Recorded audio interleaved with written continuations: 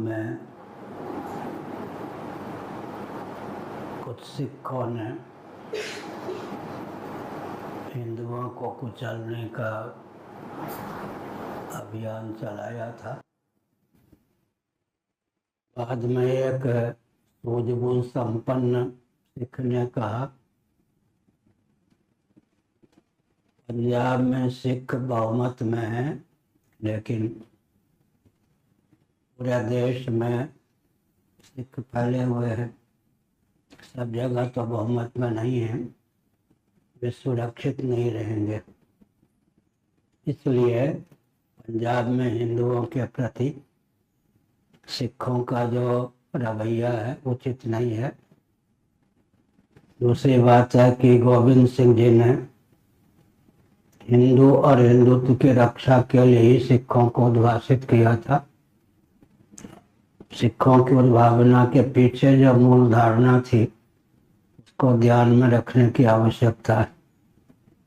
इसी प्रकार बांग्लादेश में हिंदुओं के प्रति अत्याचार हो रहा है। बहुत से हिंदू कुचल दिए गए, मार दिए गए, उनके घर जला दिए गए। अब उपद्रवी व्यक्ति चाहे छात्र हों या कोई और युवक हों, उनका नियामक तो कहीं और होता है। नियामक कौन है, इस पर विचार करने की आवश्यकता है।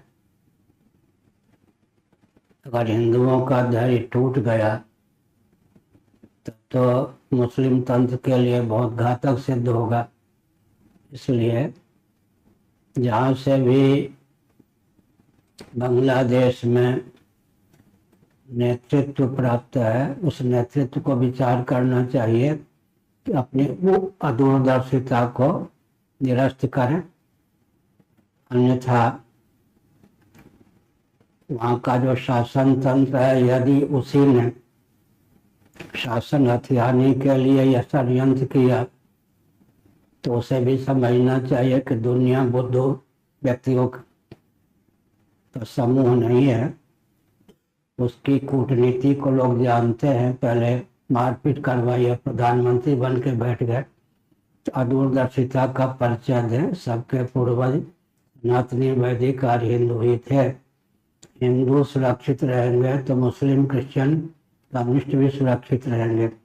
हिंदुओं को कुचलने का प्रयास किया गया तो कोई भी तंत्र सुरक्षित नहीं रहेगा। दूसरी बात यह है कि इस वैज्ञानिक युग में विज्ञान और वैज्ञानिकों की मान्यता पर ध्यान दें तो सृष्टि की संरचना आदि के जो प्रकल्प कुरान शरीफ या बाइबल में सन्निहित हैं वो तो टिकते नहीं। इसलिए विज्ञान और वैज्ञानिकों को भी लाखों वर्षों तक स्वस्थ दिशा देने की क्षमता सनातन वैदिक आर्य हिंदुओं के ग्रंथों में ही है। और हिंदू ऐसे प्रबल होते हैं कि साक्षात जगदीश्वर भी उनके यहाँ लाला बन के जन्म लेते हैं। साक्षात जगदीश्वरी भी उनके यहाँ लाली बन के जन्म लेती हैं। तो किसी की उदारता को दुर्बलता न समझना उचित है। बांग्लादेश का मुस्लिम तंत्र सावधान, अन्याय न करें। हिंदुओं की त्योरी अगर चढ़ गई तो विप्लव हो जाएगा। इसलिए हिंदुओं के धैर्य की परीक्षा न लें। दूसरी बात, गुरु गोविंद सिंह के वचन पर ध्यान दें। मैं ऐसे बहादुर व्यक्तियों को तैयार करूंगा। एक एक व्यक्ति 1.25 लाख विधर्मियों को कुचलने में समर्थ होगा। तो हिंदुओं की तो त्योरी न चढ़ जाए। इसलिए वहाँ के प्रधानमंत्री, जिनका भी गुप्त प्रकट हाथ रहा हो दंगा में, वे सब सोच समझ कर कदम उठावे, कहीं उनका कदम उनके लिए घातक सिद्ध न हो।